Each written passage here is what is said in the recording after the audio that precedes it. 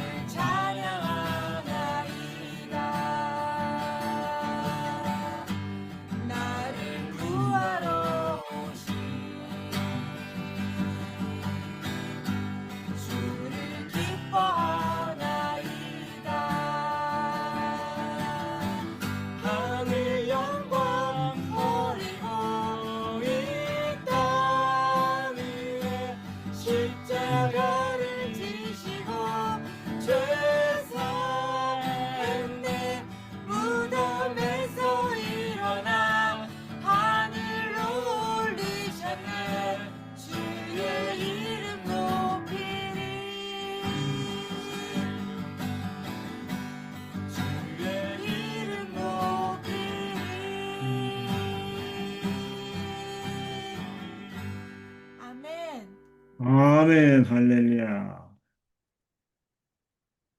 본문 말씀은 갈라디아서 1장 1절로 5절 말씀이 되겠습니다.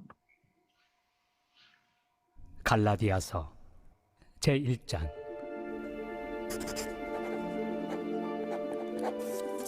사람들에게서 난 것도 아니요 사람으로 말미암은 것도 아니요 오직 예수 그리스도와 그를 죽은 자 가운데서 살리신 하나님 아버지로 말미암아 사도된 바울은 함께 있는 모든 형제와 더불어 갈라디아 여러 교회들에게 우리 하나님 아버지와 주 예수 그리스도로부터 은혜와 평강이 있기를 원하노라.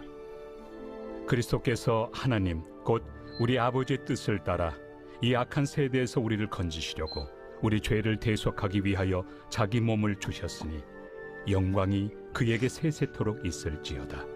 아멘.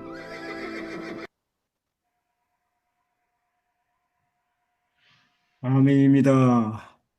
오늘 말씀은 행복기도 안에서 원장님과 함께 섬기시는 오성정 목사님께서 이런 말씀을 전해주실 텐데, 하나님 우리 아버지와 주 예수 그리스도로부터 두 번째 말씀이 되겠습니다. 많은 은혜 받으시기 바랍니다.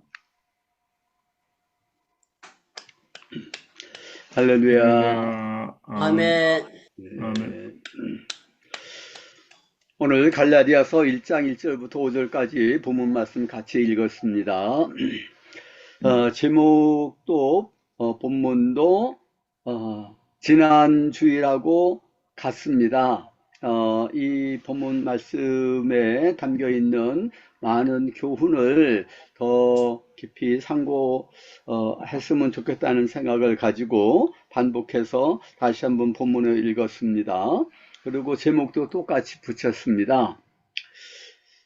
사도 바울은 편지를 쓸 때마다 맨 처음에 문안 인사를 하고 있는 거 여러분들 다 알고 계실 줄로 믿습니다.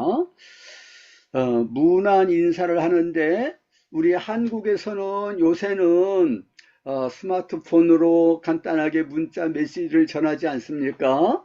손으로 편지를 써서 문안 인사를 보내고 하는 일은 거의 없다고 봐야 되겠죠. 그런데 이 스마트폰이 보급되기 이전에는 다 이제 편지를 써가지고서 외국에 나가 있으면은 고국에 계시는 부모님, 또 형제들한테, 또 스승님한테, 목사님한테 이렇게 편지를 이제 쓰지요.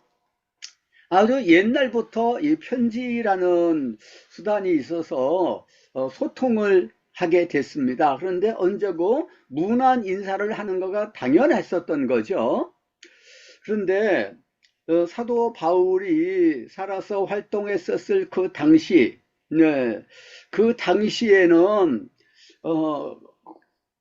이 편지를 가지고서 인사도 하고 어떤 소식도 전하고 하는 그런 이제 문화가 당연히 있었습니다. 그때에 편지를 쓸 때 어떻게 쓰느냐 그러면 동양하고 다른 거예요. 그 문화를 이제 그리스 로마 문화라 그럽니다. 이 그리스 로마 문화에서는 어떤 식으로 편지를 쓰느냐 그러면은 맨 처음에 편지 쓰는 사람 자기 이름을 거기다가 쓰는 거예요. 우리 한국에서는 어떻게 합니까? 편지 쓸 때 맨 마지막에다가 자기 이름을 이제 쓰기도 하고, 뭐, 몇째 아들이 지금 이렇게 편지를 씁니다. 제자 누구가 씁니다. 이런 식으로 하지만은, 이 그리스 로마 이 문화 시대에서는 맨 처음에 편지를 쓰는 사람 자기 이름을 쓰는 거예요. 부모님한테 편지를 쓸 때도 그렇고, 누구한테 쓰든지 다 맨 앞에 자기 이름을 쓰는 겁니다. 그것이, 예의였었어요. 그래서 사도 바울도 자기 이름을 쓰는 겁니다.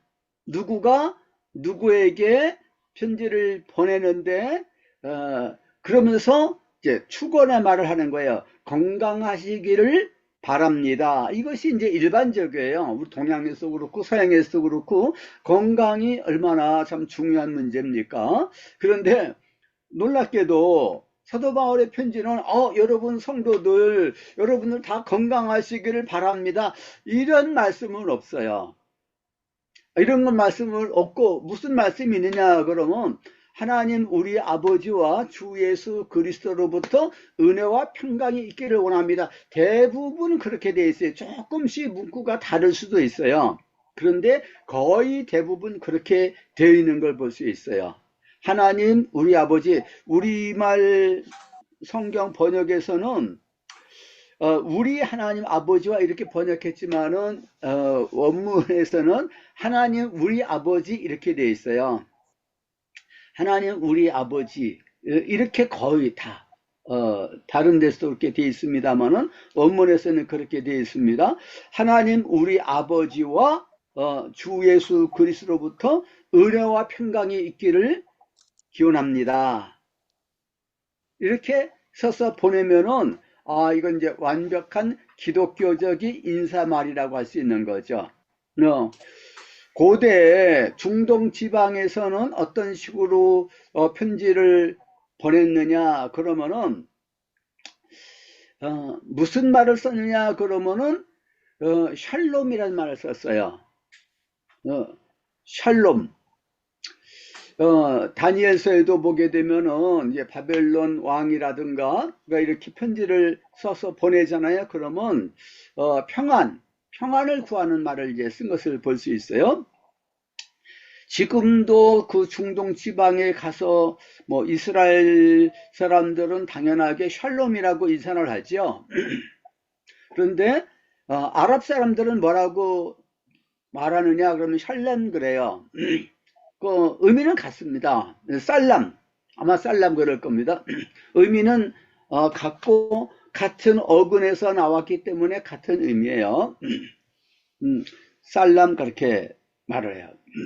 다 평안이란 말이죠. 거기엔 모든 것이 다 들어가 있어요. 건강도 들어가고 모든 일들이 잘 되고 형통하기를 바란다는 말도 들어가고 다 이제 들어갈 수가 있는 아주 포괄적인 그 축원의 문구다 이렇게 말할 수 있습니다.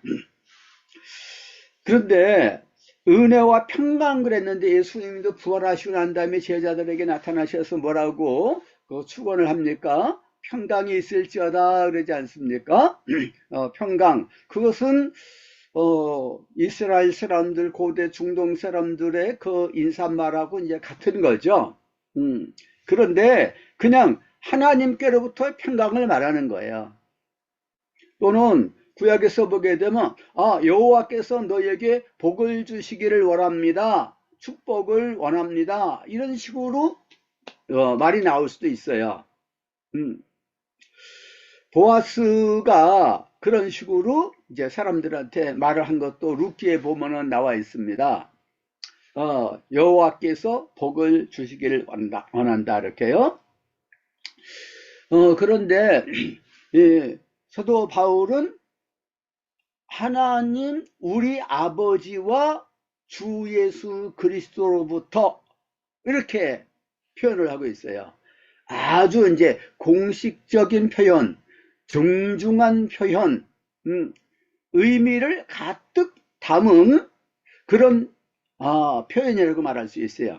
언제고 하나님 우리 아버지와 그냥 예수님 이렇게만 말하지 않고 우리 주 예수 그리스도로부터 이런 식으로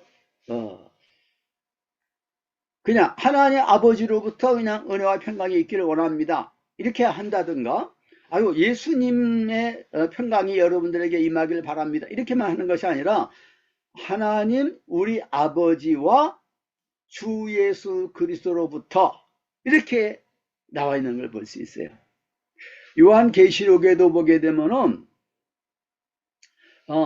하나님의 보좌가 있고 그 옆에 어린 양의 보좌 이렇게 같이 있어요. 하나님과 어린 양이 같이 보좌에 앉아 계시는 거가 요한계시록에 보게 되면 너무 분명하게 나와 있지 않습니까? 옆에 그렇게 뭐 친하다는 표현인가? 아니면은 예수님이 앉아 계신다는 것은 서서 계시면은 좀 다리도 아프고 그럴 것 같으니까 의자에 앉았다는 뜻인가? 그런 뜻이 아닙니다. 시편 110편 1절 말씀을 예수님 자신도 그렇게 사람들한테 말씀했어요. 그 시편에 다윗이 기록하기를 내 주께서 하나님 우편에 앉아 내 주께서 내 주께 하나님께서 말씀하셨는데 네 원수를 네 발판 되게 할 때까지 내 우편에 앉아 있으라. 이것은 무슨 뜻이냐 그러면은 공동통치를 말하는 것입니다. 공동통치. 우리나라는 아주 생소한 개념이에요. 왕이 있는데 누가 공동통치를 하느냐? 수렴청정이라는 말이 있기는 있어요.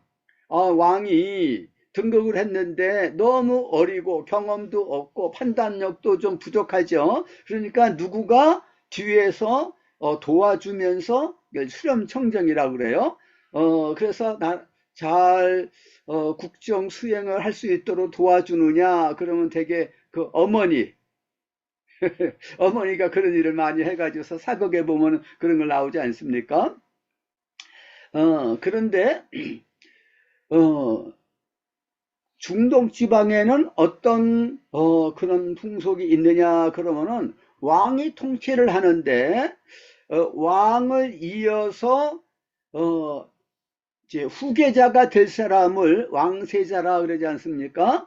왕세자가 옆에 같이 있는 거예요. 그래서 통치하는 것을 배우기도 하면서 또 왕이 좀 노쇠해졌어요. 병환이 있기도 하고 그럴 때는 왕이 이렇게 제위를 하고 있는 가운데서도 공동 통치자 이렇게 왕세자가 실권을 가지고서 다 주관해서 하는 거예요.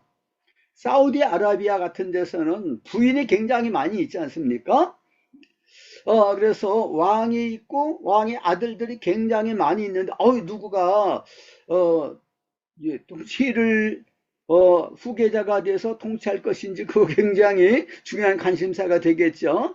그런데 거기는 무슨 제도가 있느냐 그러면 왕이 배다른 형제들이랑 많이 있어요.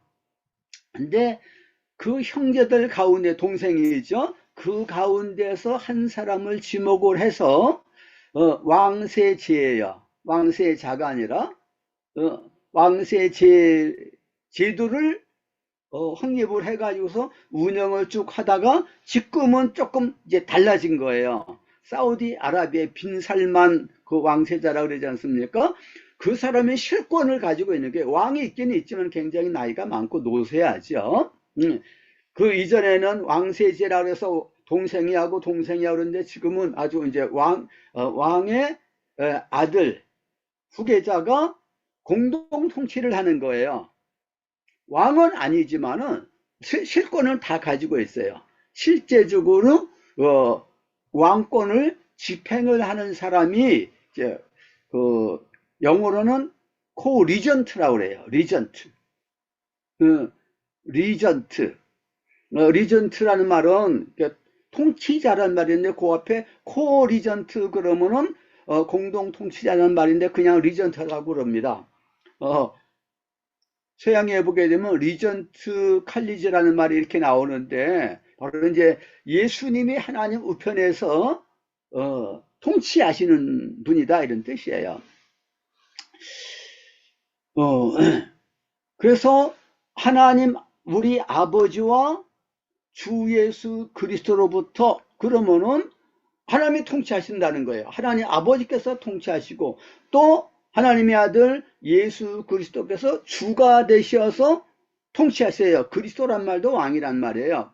그래서 같이 통치하신다는 것을 고백을 하면서 그 하나님 아버지와 주 예수 그리스도로부터 은혜와 평강이 있기를 원한다고 했을 때 이제 완벽한 축원이 되는 거예요.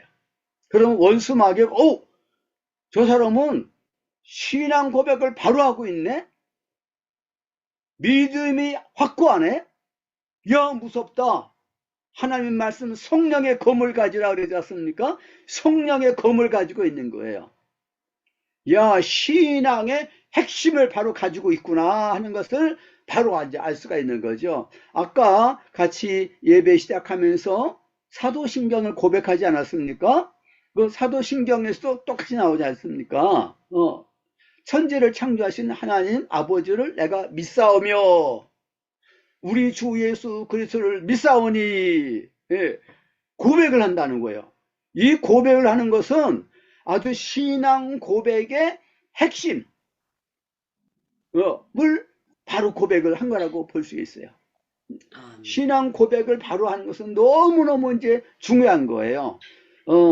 이제 침례교 같은 데서는 성경에 있는 것만 믿고 성경에 있는 말씀 그대로 고백을 하고 그러면 되지. 이것은 사람이 만든 건 맞아요. 사도신경도 교회가 만들었는데 교회도 사람이 이루어진 게 아니겠습니까? 그래서 사도신경 고백하고 그러는 것을 별로 좋아하지 않는 것 같아요. 믿기는 믿지만은 그러나 공식적으로는 성경 말씀만을 이제 가르치고 전하자. 이 같은 입장에 있는 것 같은데 그것도 일리가 있는 말씀이죠. 그렇지만은 또 사도신경을 고백을 하는 것은 그건 또 잘못된 건 아니죠. 그러니까 분명히 고백을 하게 됐을 때, 그랬을 때에 하나님이 우리의 신앙을 받으시는 거죠. 천사들도 바로 신앙 고백을 하는 성도들, 하나님의 자녀들이구나. 그것을 인정을 하게 되고 악한 원수 마귀도 모든 귀신들도 벌벌 떠는 거죠. 이 신앙 고백을 큰 소리로 해야 됩니다. 가끔씩 보게 되면 신앙 고백을 합시다 그러는데 교회에서 잠잠한 경우가 있어요. 신앙 고백 그냥 입으로만 하는데 소리가 잘 들리지 않아요. 이건 바람직하지 않다고 볼 수 있어요. 신앙 고백할 때 큰 소리로, 찬송할 때도 큰 소리로 불러야 되고 기도할 때도 큰 소리로 기도할 때 그 기도가 하늘에 살 상달이 되지만은 신앙 고백할 때도 큰 소리로 하는 것이 좋아요. 아주 또박또박. 그래서 어떤 교회는 담임 목사님이 신앙 고백하는 거 너무 중요한데 또 중구난방으로 하면 안 되잖아요. 그래서 다 같이 신앙 고백하십시다 하면서 고백하는데 큰 소리로 또박또박하게 한 목소리로 하는 것처럼 그렇게 하는 교회가 있어요. 아주 목사님이 잘 가르친 교회라고 볼 수가 있겠죠. 그러면 그 교회가 이 살아있는 교회다. 야, 이 교회는 뭔가 질서가 있다. 성령의 역사가 강하게 나타나는 교회 같다. 이 예배를 하나님께서 받으시는 것 같다는 느낌이 탁 이제 오는 거예요. 개인적으로 예배를 드릴 때에도 사도신경을 다 고백을 하고서 꼭 해야 되는 것은 아닐 수도 있지만은, 그러나 이렇게 신앙 고백을 하면서 기도를 시작하는 것은 아주 좋은 거라고 생각해요. 그래서 저는 개인적으로 기도할 때도 언제고 이 신앙 고백을 해요. 하나님의 아들 예수 그리스도 어린 양 되셔서 나의 모든 죄를 위해서 죽으셨습니다. 나의 죄 사함 받은 것을 감사합니다. 그리고 우리 주님 죽은 자 가운데서 부활 성찬하셔서 나의 주님이 되시고 만왕의 왕 만주의 주님이 되시고 만유의 머리가 되시고 교회 머리가 되셨습니다. 저는 늘 이렇게 고백을 하는 이제 습관을 가지고 있어요. 그러면은 맨 처음에 기도할 때 기도 문이 잘 열리지 않고 이 기도 하늘에 잘 상달되는가, 이게 잘 안 되는 거거든요. 확신이 좀 없어요. 그런데 이런 기도를 하고 나면 담된 마음이 생기는 거거든요. 왜 기도할 때 횡설수설하게 되고 막히고 그러냐 그러면은 영적으로 이렇게 눌려서 그러는 게 마귀가 방해를 하는 것입니다. 그래서 한 15분 동안은 이렇게 끙끙거리면서 그래서 기도가 상달되는 것은 아니고 이제 씨름을 영적인 싸움을 싸우다가 기도줄이 잡혀가지고서 기도를 하게 된다. 이런 얘기들을 많이 좀 들을 수가 있어요. 근데 처음부터 신앙 고백을 하고 하나님 나의 아버지, 하나님 우리 아버지, 예수 그리스도 나의 주님이시다 고백을 하면서 나가게 될 때에 그 기도문, 하늘문이 활짝 이렇게 열 수가 있는 겁니다. 이것은 우리 이제 신앙 고백의 핵심이다. 이걸 다시 한번 말씀을 좀 드리고요. 요한계시록에도 똑같이 나와 있죠. 삼위일체 하나님에 대해서 언급을 하고서 이렇게 시작을 하는 것을 볼 수 있습니다. 하나님 우리 아버지 그러면은 이제 구약 시대, 우린 신약 시대에 살고 있지 않습니까? 구약 시대하고 아주 근본적으로 차이가 있는 것이 신약 시대는 하나님 우리 아버지예요. 구약 시대는 뭐라고 고백을 했습니까? 아브라함의 하나님, 이삭의 하나님, 야곱의 하나님, 우리 조상들의 하나님 그랬어요. 그리고 이스라엘의 하나님, 우리 조상들의 하나님, 이런 식으로 고백을 했어요. 그런데 신약시대 와가지고서는 하나님 나의 아버지 이렇게 고백을 하는 거죠. 예수님이 너희는 이렇게 기도하라. 하늘에 계신 우리 아버지여. 누가복음 11장 2절을 보게 되면 너희는 이렇게 기도하라. 아버지여. 예수님은 아람말을 쓰시는데 아람말로 아버지 이게 무슨 뜻이냐 그러면 아바 이렇게 말했습니다. 그래서 사도 바울도 성령으로 감동을 받아서 우리가 아바 아버지라고 부르짖느니라 그러지 않았습니까? 아바란 말은 이제 아버지란 말이에요. 하나님을 아바라고 부른 일이 없었다는 겁니다. 예수님이 그렇게 부르시는 거예요. 그래서 제자들도 그건 너무 예수님이 아바 이렇게 부르시는 것에 대해서 인상을 받아가지고서 성경을 기록할 때 예수님이 겟세마네 동산에서 아바 아버지 이렇게 기도했다고 나와 있지 않습니까? 본래는 아바라고 불렀을 텐데 아바가 무슨 말인지를 잘 모르니까 우리말 번역에서는 이걸 아빠라고 번역했지만 이건 좀 정확한 번역이 아니에요. 우리말하고 비슷하니까 그냥 아빠라고 그러는데 아빠라는 뜻이 아닙니다. 어른들도 아버지를 부를 때 그냥 아바라고 불렀어요. 어린 아이들이 친숙하게 부를 때 아빠라고 부른다. 그건 틀린 말은 아니에요. 그런데 어른들도 친숙하게 아버지 이렇게 부를 수 있지 않습니까? 그냥 아버지란 뜻이에요. 아바. 그런데 그 말을 헬라어로 기록을 하는데 헬라어를 아는 사람들은 불신자들은 잘 알 수가 없는 거예요. 그 아랍말을 쓰는 유대인들은 잘 알지만은요. 그래서 아바 호 파테르, 호 파테르란 말은 이제 호는 정관사예요. 파테르는 아버지란 말인데 헬라어로 그 앞에 이제 정관사를 붙인 거예요. 그냥 호격 부를 때 호 파테르라고 이제 그런 것이거든요. 그래서 그것을 설명한 문구예요. 설명한 거. 그래서 우리말로 그냥 아바, 아버지 이렇게 했지만 그냥 아바, 아바 이렇게. 예, 아버지. 이것은 엄청난 하나님께 대한 신앙 고백이고 거룩한 호칭이라고 말할 수 있어요. 아버지, 아버지. 예수님처럼 우리들도 아버지라고 부를 수 있다 이거죠. 갈라디아서 4장 4절에서 6절에 보게 되면은 때가 참에 하나님께서 그의 아들을 보내사 여자에게서 나게 하시고 율법 아래 나게 하시는 것은 율법 아래 있는 자들을 속량하려 하심이라 그랬어요. 그리고 아들의 명분을 얻게 하려 하심이라 그랬습니다. 너희가 아들이기 때문에 하나님께서 양자의 영을 우리 마음속에 보내시어서 아바 아버지라고 부르게 하셨다 그랬어요. 성령께서 오시어서 하나님은 아버지라고 불렀어요. 예수님 당시 때는 예수님의 제자들이 기도도 잘 안 했지만은 예수님처럼 우리도 아바라고 부를까 아마 감히 못했을 것 같아요. 하나님 어떻게 아버지라고 부르는가? 비유적인 의미에서는 이스라엘의 하나님은 우리 아버지입니다라고 하는 표현은 성경에 나와 있고 유대인들도 썼지만 그냥 하나님을 단순하게 아바 이렇게 부른 적은 없었다 이거예요. 요아킴 예레미야스라고 하는 사람이 아주 신약학자로 유명한 사람이었는데 독일 학자였는데 그 사람의 아버지가 저 팔레스타인에서 선교사를 했어요. 그래서 어렸을 때 팔레스타인에서 살았기 때문에 아람말을 아주 잘하는 사람이에요. 그래서 아람어를 잘 알기 때문에 아이고 예수님이 하나님 아버지라고 부르셨는데 어떻게 어떤 의미로 하나님을 아버지라고 불렀을까? 예수님 당시 때 유대인들은 하나님을 아람어로 아바라고 불렀는가 하는 것에서 열심히 연구를 해서 결론을 내렸어요. 당시의 사람들은 하나님을 감히 아버지라고 부르지 않았다는 거예요. 처음에는 그 사람도 착각을 했어요.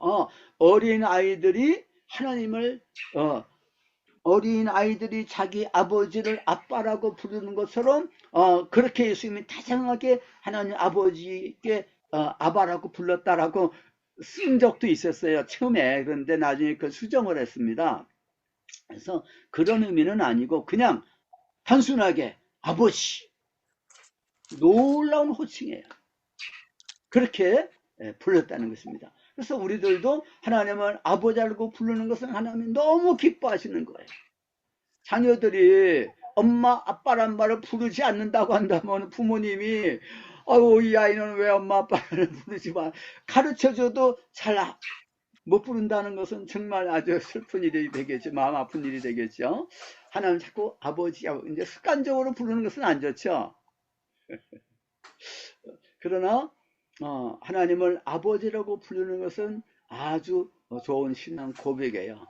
로마서 5장 15절에도 우리가 두려워하는 그 영을 받지 아니하고 양자 영을 받았으므로 아바 아버지라고 부르짖는다 이런 말씀이 나오는 거 볼 수 있습니다. 우리는 하나님의 자녀가 됐어요. 하나님은 우리의 아버지가 되셨다 이거죠.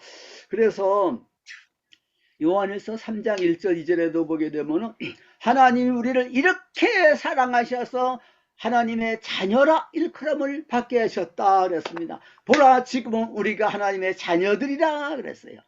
이것이 이제 유대교하고 근본적으로 차이점이라고 볼 수가 있는 거죠. 이슬람교에서는 코란에 있는 대로 믿음을 가진다고 그랬는데 이 코란에 보게 되면 알라 그 신의 이름이 알라예요. 알라 신에 대한 호칭이 99가지가 나온다 그럽니다. 근데 아버지라는 말은 없어요. 우리는 하나님은 아버지라고 부르잖아요. 이게 근본적인 차이가 있는 것입니다. 하나님 아버지. 저는 이제 고등학교 2학년 때 예수님을 영접하고 거듭남의 체험을 가졌는데 그때 그 전에도 제가 하나님 아버지 이렇게 분명히 고백을 했을 거예요. 제가 아주 교회도 열심히 다니고 그랬으니까. 그런데 예수님을 영접하고 거듭남의 체험을 가지고 난 다음에 이 천지 만물을 창조하신 분은 하나님인데 그분은 나의 아버지야. 그런 생각이 그냥 직관적으로 이렇게 밀려오는데 얼마나 감사한지 모르겠더라고요. 저는 아멘. 아버지라고 부른 기억이 안 나는 거야. 아주 6.25 때 아버지가 이렇게 계셨는데, 그런 다음에 이제 생사를 모르시고 그러는데, 돌아가셨다고 생각을 하는데, 바로, 시체를 찾지 못했어요. 전 우리 형은 아버지를 기억을 하고서 아버지를 이제 추모하고 그래요. 근데 저는 전혀 이제 생각이 좀 안 나고 사진에서만 아버지 얼굴을 알고 그러는데 기억이 안 나는데, 그래서 늘 공허한 부분이 있었죠. 근본적으로 공허했었어요. 그런데 하나님이 나의 아버지시다. 이것이 성령의 감동으로 딱 오게 됐을 때 충만함, 그 공허가 딱 채워지게 되는 그 충만함을 제가 느끼게 됐습니다. 에베소서 3장 19절에 보면 하나님의 모든 충만하심으로 충만하기를 원하노라 그랬어요. 하나님의 충만이라는 것은 참 말할 수가 없는 거죠. 근데 우리 자신에게도 하나님의 충만함, 야, 하나님 우주에 충만하신 분인데 나에게도 충만하신 분이야.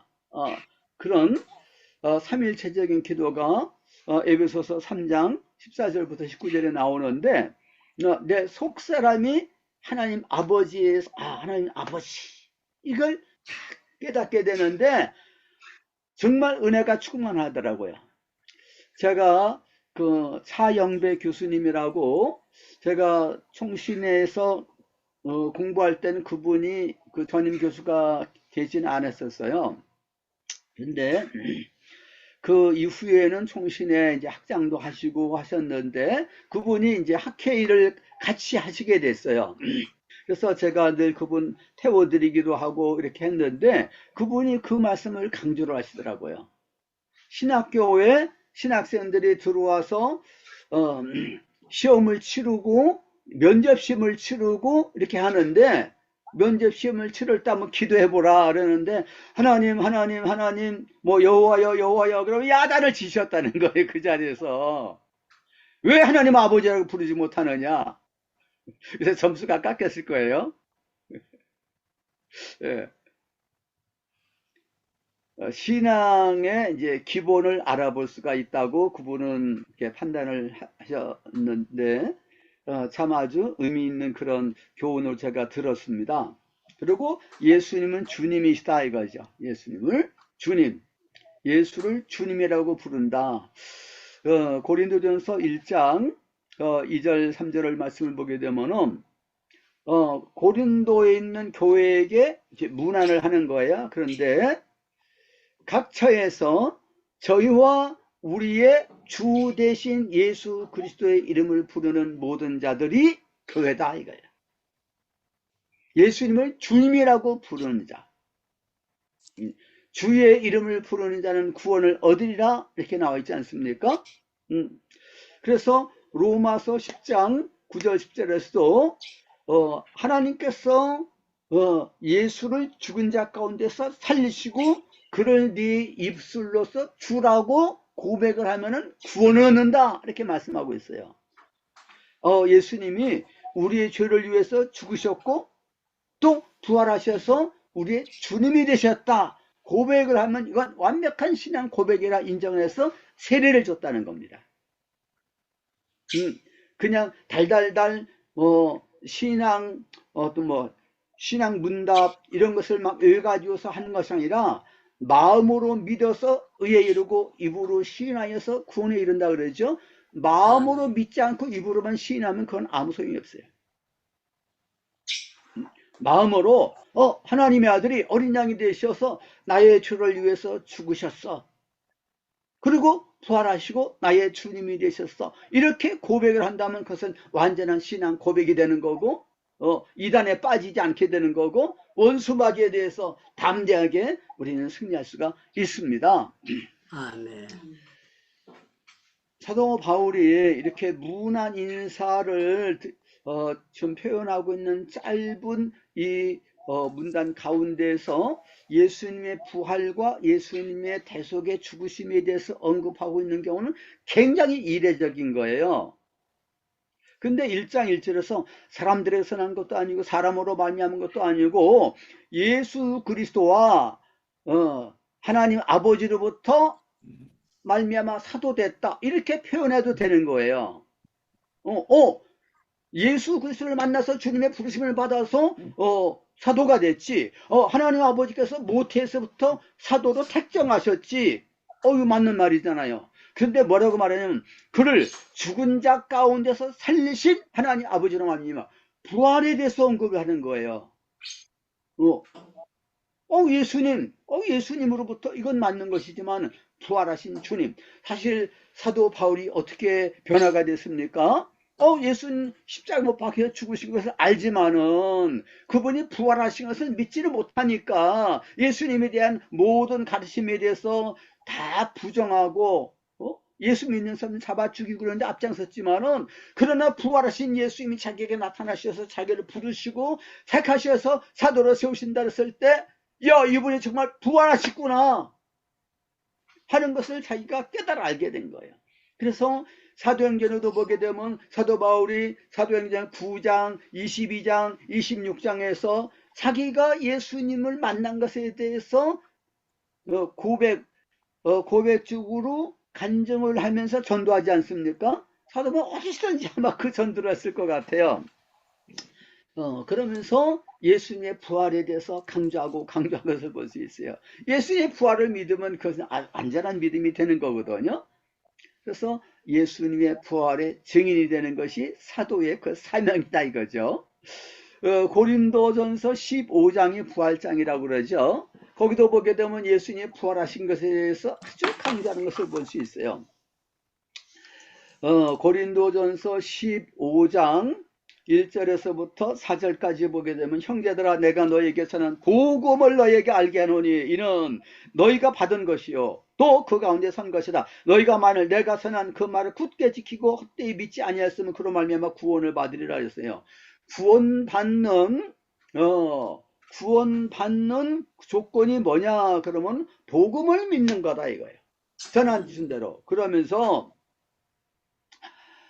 내가 받은 것을 먼저 너에게 전하였노라 그러면서 성경대로 그리스도께서 우리 죄를 위하여 죽으셨다. 또 장사진 바 되셨다가 성경대로 사흘 만에 다시 살아나셨다. 그래서 베드로한테로 나타나서 여러 사도들로 나타나시고 맨 마지막에 만삭되지 못하여 난자 같은 내게도 나타나셨다. 이것을 강조를 하고 있는 걸 볼 수 있어요. 예수님은 우리의 죄를 위해서 죽으셨다가 부활하셨다. 죽으심과 부활을 언제고 같이 강조했습니다. 그런데 참 어떻게 보면은 슬픈 일이라고도 볼 수 있고요.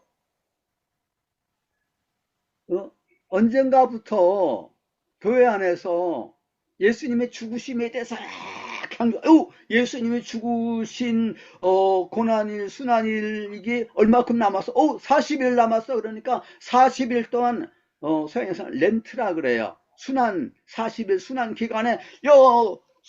기간에 우리가 금식도 하면서 특별 새벽 기도도 하고 자기 죄도 회개하면서 우리 자숙하자, 고기도 먹지 말자 하면서 기도하는 습관이 생기게 됐어요. 이것은 성경적인 전통이 아닙니다.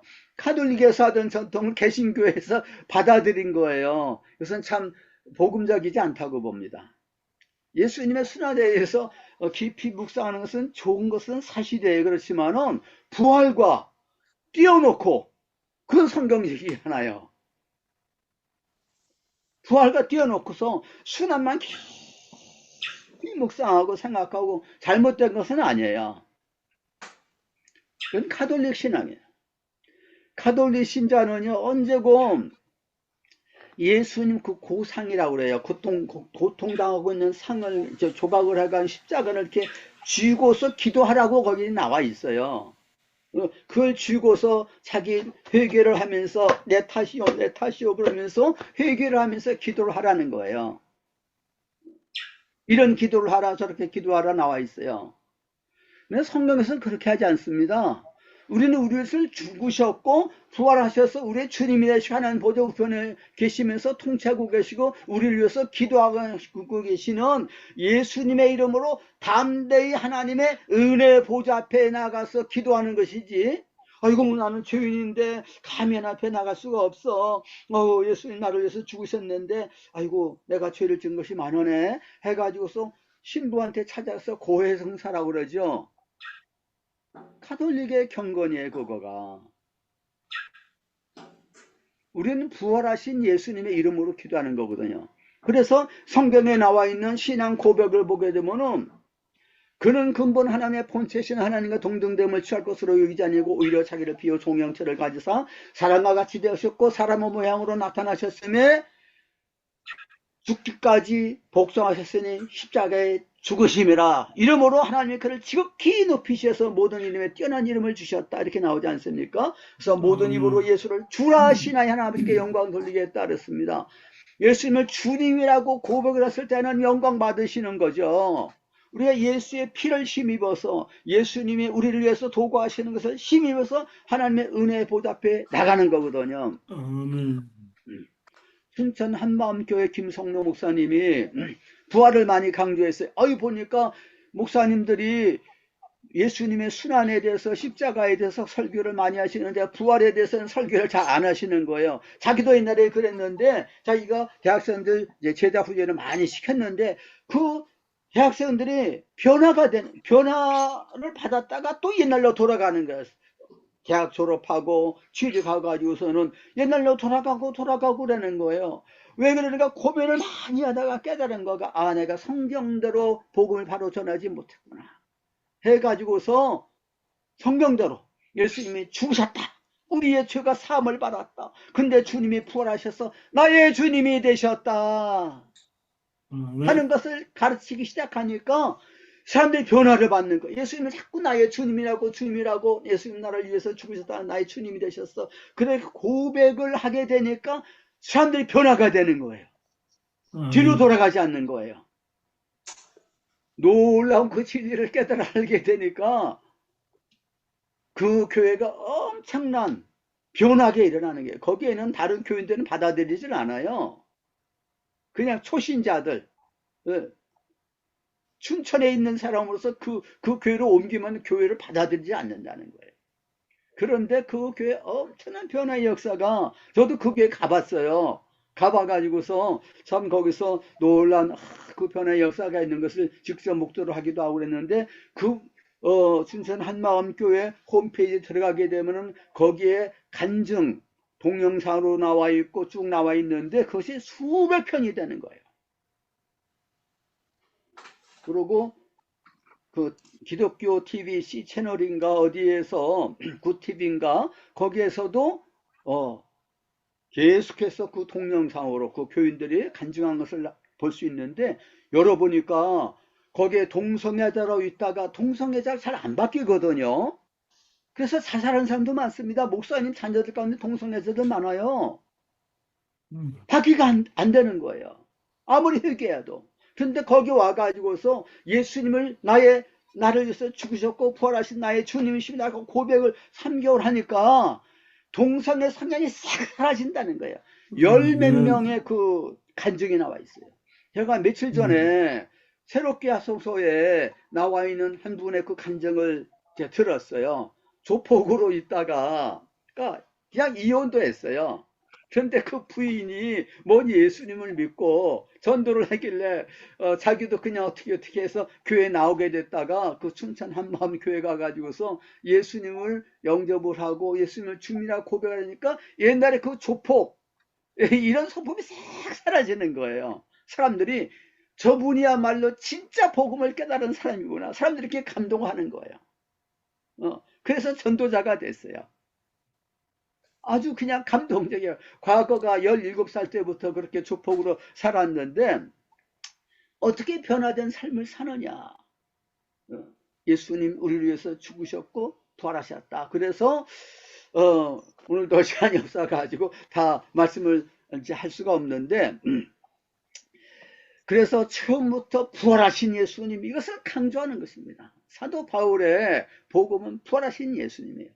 이제 나중에 같이 상고하겠지만 2장 20절에도 내가 그리스도와 함께 십자가에 못 박혔나니 그런데 이제는 내가 산 것이 아니고 예수님의 죽으심에 대해서, 십자가에 대해서 말씀하고 있는데 그것만이 아니에요. 그런지 이제는 내가 산 것이 아니고 그리스도께서 그리스도께서 사시는 것이라.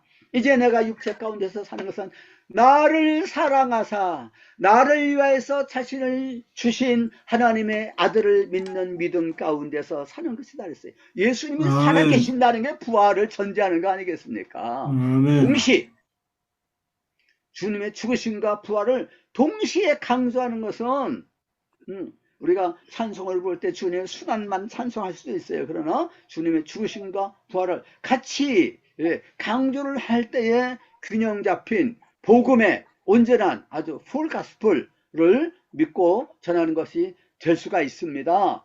갈라디아서 처음부터 이 복음에서 떠난 갈라디아 여러 교회들에게 보낸 편지의 문안 인사 가운데서 복음의 핵심에 대해서 아주 감동적으로 이렇게 전한 것을 볼 수 있어요. 이 약한 세대에서 우리를 건지시려고 우리 죄를 대속하시고 하여 자기 몸을 주셨으니, 이렇게 강조를 하고 있습니다. 이것이 복음의 핵심이에요. 오늘 여기서 마쳐야 되겠습니다. 같이 한번 기도하겠습니다. 우리 아버지 하나님, 할렐루야, 감사드립니다. 하나님의 아들 예수 그리스도 어린 양 되셔서 세상에 오셨고, 그리고 아버지 하나님의 뜻을 따라서 주님은 십자가에 죽으셨습니다. 우리의 죄를 위해서 대속의 죽음을 죽으셨습니다. 그리고 우리 주님은 부활 승천해서 하나님 보좌 우편에 앉아 계십니다. 하나님 어린 양이 하나님 보좌 우편에 앉아 계신 것을 우리가 찬양합니다. 우리가 주님을 믿습니다. 주님을 따릅니다. 순종합니다. 우리 주님 앞서 그 길을 가셨고 부활하시고 승리하셨는데 우리도 주님의 뒤를 신앙 고백을 바로 하게 만들어 주옵시고 늘 감사하면서 주께 영광 돌려드리며 찬양하는 우리가 되게 만들어 주시옵소서. 어떤 상황 속에서도 우리 주님이 우리를 사랑하사 자신을 주셨고 우리를 위해서 부활하셔서, 그래서 하나님 보좌 우편에 앉아 계시며 만유의 주님이 되시오니 우리는 두려울 것이 없는 줄로 믿습니다. 할렐루야. 주님께 영광 돌려드리고 오늘은 주님의 부활하심을 초대교회부터 기억하고 기념하고 모여서 예배를 드리는 주일입니다. 부활하신 우리 주님을 진심으로 기뻐하며 감사하며 찬양하는 오늘 하루가 될 수 있도록 하여 주옵시기를 예수님의 이름으로 기도하옵나이다. 아멘. 예, 오늘 또 우리에게 은혜 받게 하신 하나님 아버지께 감사 박수를 돌리고 이렇게 말씀을 전개해 주신 교수님께도 감사하겠습니다. 고맙습니다. 예, 오늘 또 키리키탄에서 사회를 봐주시고요. 또 홍기욱 사모님께서 기도를 은혜롭게 해주시고 우리 또 이영경 선교사님 특송해 주셔서 감사합니다. 여러분들 제가 말씀드리면 아멘 아멘 몇 번 하고 기도 들어가겠습니다. 저와 여러분들은 정말 좋으신 하나님을 아버지라고 믿고 있습니다. 아멘. 아멘. 예수님으로 말미암아 구원을 받았습니다. 아멘. 예수님의 부활이 우리의 부활인 줄로 믿습니다. 주여 부르짖고 기도하고 난 다음에 교수님께서 마무리 기도와 축도해 주시겠습니다. 주여 자비해 주시고 은혜해 주시고 귀한 말씀 듣게 하시고 하나님만을 고백할 수 있는 감사합니다. 오 자비해 주님의 영광을 주님 앞에 드립니다. 우리 감사 아버지를 사용하여 오늘로 우리 아버지를 동생이 되시는 아버지 하나님 자비해 주님 service 대해서 치료해 자비의 주시옵소서. 주님이여 저희들이 더서 오 자비의 주님이여 아버지의 주시옵소서. 하나님께 들어가라. 자비의 주님이여 역사해 주시옵소서. 아버지 귀하고 놀라운 일들을 아버지 행할 수 있도록 아버지 주여 기억해 주시고 아버지 아버지 주여 역사해 주시옵소서. 하나님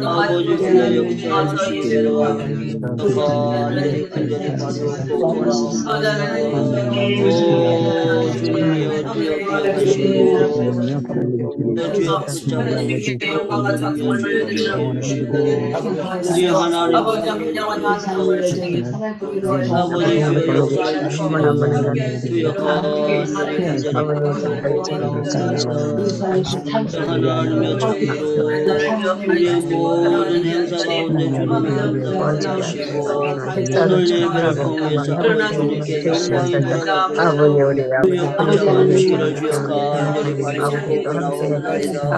아버지 하나님 오늘도 이곳에 예배 가운데 주님이 함께 하시고 주님께 영광을 돌릴 수 있도록 주여 주옵소서. 아버지 주여 기억하시고 마음을 붙잡으시고 하나님 주여 역사에 주시옵소서.